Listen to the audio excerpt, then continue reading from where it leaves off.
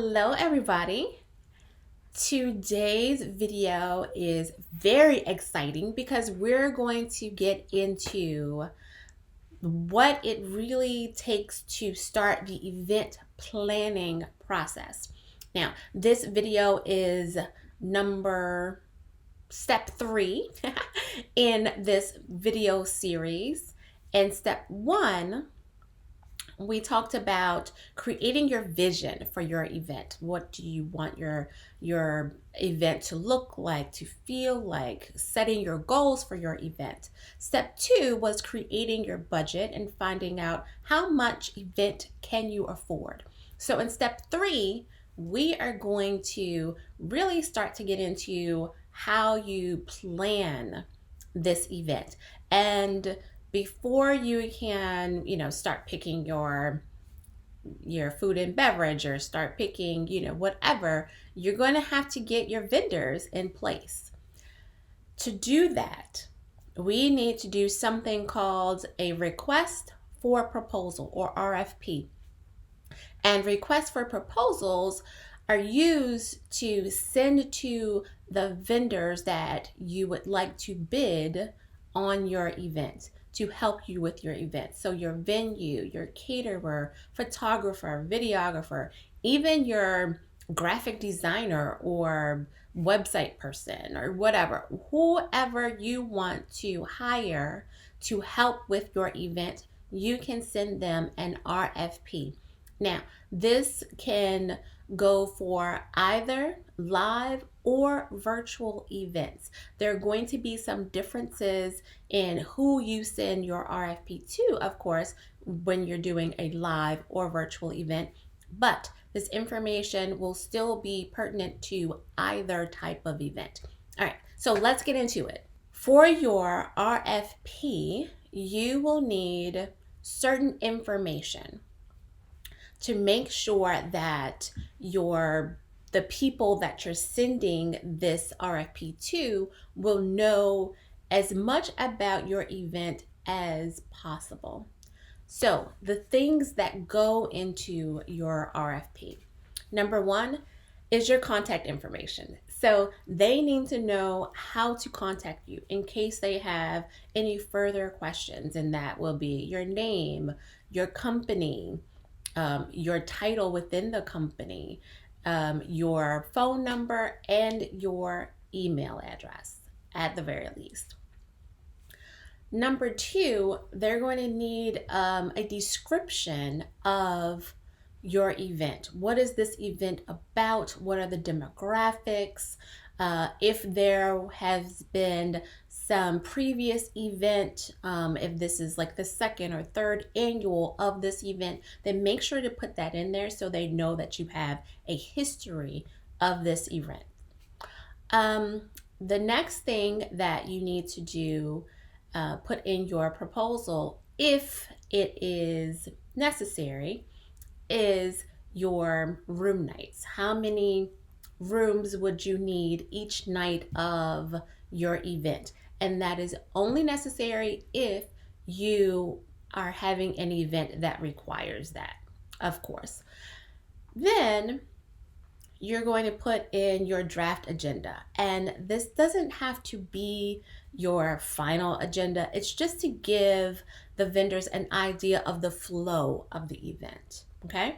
On day 1, we're going to probably have a general session, and then we're going to have some breakout sessions, and then we're going to have this, that, and the third. So, just a general idea of your agenda. Now, your agenda is going to have the time, the date, the number of people that will be attending each type of session. So if it's a general session, how many people will attend that? If it's a breakout session, or if you're having 2 breakout sessions together concurrently, how many in each breakout session? Those types of things they will need to know.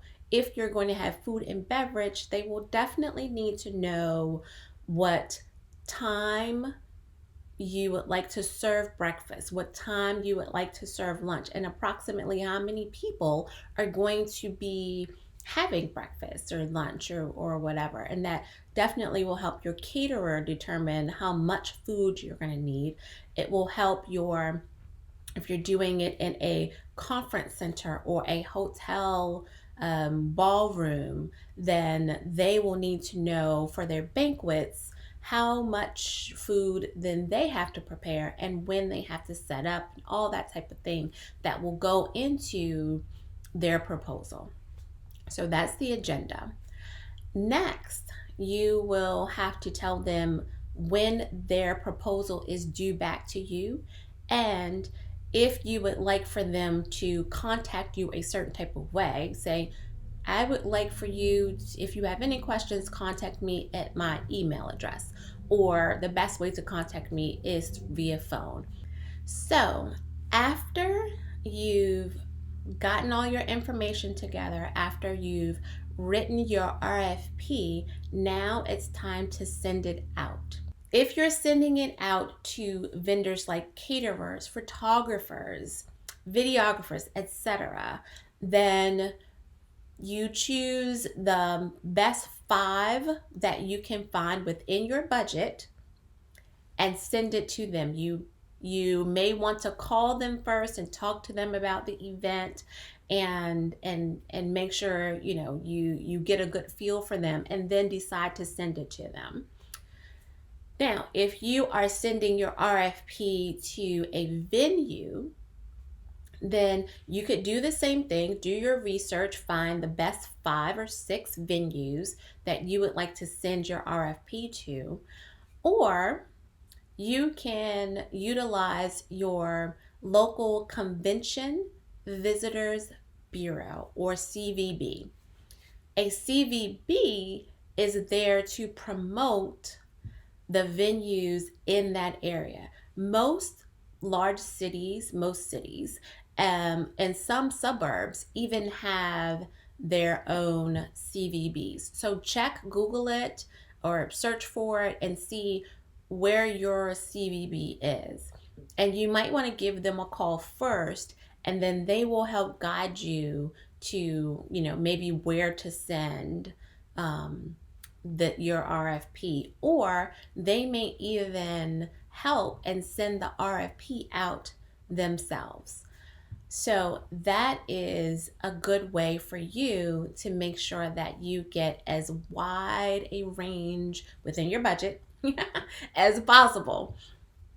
Now, when you get all of your RFPs back, then you compare apples to apples, oranges to oranges, and you pick your top 2.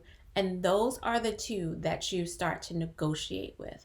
So you'll have your top 2 caterers, your top 2 photographers, your top 2 AV companies, your top 2 venues, etc., etc. And then you negotiate for your best price. And remember, everything is negotiable.